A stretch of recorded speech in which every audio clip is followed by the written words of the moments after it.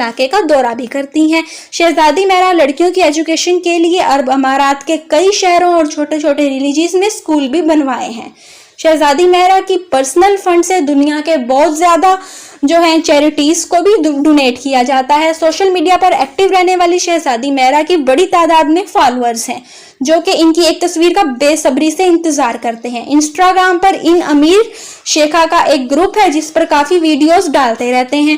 شیخہ میرا کے فادر یعنی شیخ محمد بن راشد کا خود کا ایک پرائیویٹ زو ہے جس میں شیخ شیروں کے ساتھ ساتھ اور بھی بڑے بڑے خطرناک جانور رکھتے ہیں۔